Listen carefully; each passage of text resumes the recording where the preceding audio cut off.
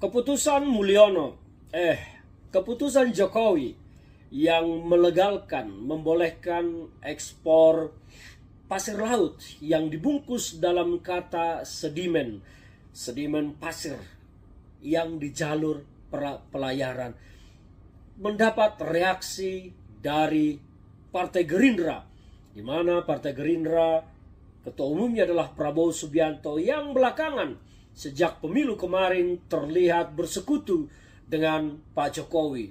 Tetapi kali ini dugaan-dugaan publik tentang keretakan hubungan antara Prabowo Subianto dengan Jokowi semakin terlihat. Kalaupun dibungkus terus-menerus, kalau orang bilang tai kucing, kalaupun dikubur tetap akan tercium, dan bangkai busuk tetap akan tercium.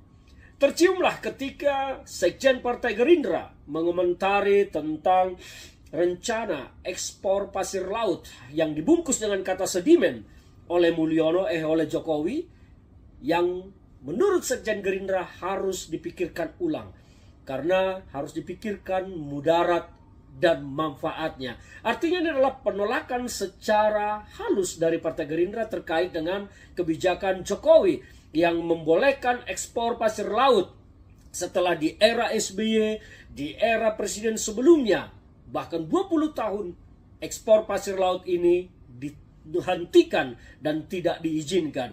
Kita tahu Singapura adalah sebuah negara yang paling gemar mengimpor pasir karena mereka melakukan reklamasi besar-besaran, memperluas wilayah dataran Singapura yang hanya kepulauan kecil. Maka Singapura sangat bernafsu, berhasrat, tergiur dengan mengimpor pasir laut untuk melakukan reklamasi. Saya jadi meraba-raba tentang hubungan antara kepentingan Singapura dengan reklamasinya dan kebijakan Jokowi yang melegalkan ekspor pasir laut meskipun dibungkus dengan kata sedimen. Karena sedimen itu pun adalah pasir juga.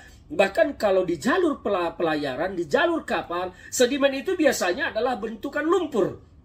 Ya, jadi okelah, saya tidak mau membahas tentang itu pasir atau tentang itu lumpur. Tetapi yang mau saya bahas adalah korelasi hubungan antara kepentingan Singapura dengan kebijakan Jokowi dan mengaitkannya dengan pengusaha Singapura yang memberikan pesawat jet pribadi untuk ditumpangi, ditebengi oleh Kaisang Pangarep, putra dari Jokowi.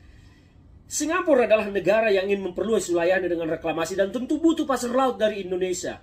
Nah, mengapa kemudian Jokowi di penghujung jabatannya ini, di akhir masa jabatannya yang sudah tinggal beberapa puluh hari lagi, mengeluarkan kebijakan yang menurut saya ini adalah keuntungan bagi Singapura, bukan bagi Indonesia. Dan ini akan sangat merugikan Indonesia karena ini adalah keuntungan bagi Singapura, keuntungan bagi pihak pengimpor, bukan pengekspor Indonesia, karena kita akan mengalami kerugian besar di sektor alam. Mungkin laut kita akan marah nantinya karena terganggu kehidupan di bawah, di dasar laut akan terganggu oleh pengerukan pasir laut ini. Dan sekali lagi, yang diuntungkan dari kebijakan ini adalah Singapura. Sama seperti ketika Gibran melakukan MOU dengan sebuah perusahaan penjualan online, Shopee, yang di bawah naungan Si Group, yang bernaung di Singapura, dan perusahaan Singapura dan pemilik jet pribadi tersebut yang dipakai oleh Kaisang adalah warga negara Singapura. Maka saya melihat ada benang merah yang terhubung dari situ, bahwa ada kebijakan Jokowi yang lahir dari lobi-lobi orang Singapura masuk kepada Kaisang dan mengakibatkan Jokowi mengambil sebuah kebijakan yang menguntungkan Singapura. Ini adalah dugaan. Tidak salah kita kemudian mengaitkan, menghubungkan sebuah peristiwa. Karena apa? Kaisang mendapat fasilitas jet pribadi yang semua publik mengatakan ini adalah gratifikasi yang didapat, dan ada simbiosis mutualisme di sini. Ya, apakah ini kemudian adalah lahir kebijakan Jokowi ini mengizinkan ekspor pasir laut adalah buah dari lobi-lobi warga negara Singapura, pemilik jet pribadi tersebut, kepada Jokowi melalui Kaisang? Saya juga tidak tahu. Tetapi saya menjadi menduga-duga, menghubung-hubungkannya karena ada sesuatu yang masuk akal untuk dikaitkan.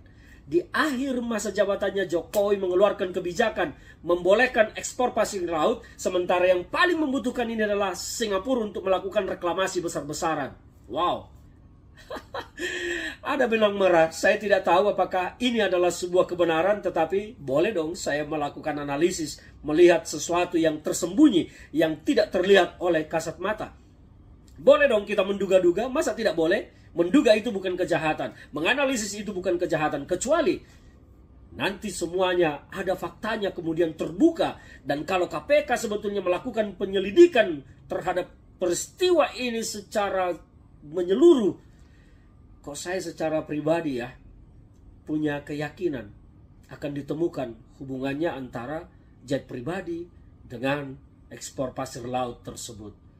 Tapi sayangnya penegak hukum kita, KPK khususnya yang ditugaskan untuk melakukan pemberantasan korupsi, ternyata bukan sekedar masuk angin lagi, bukan kembung lagi, tetapi sudah mentrek. Tidak ada lagi kekuatan KPK takut kepada kekuasaan Mulyono, kekuasaan Jokowi.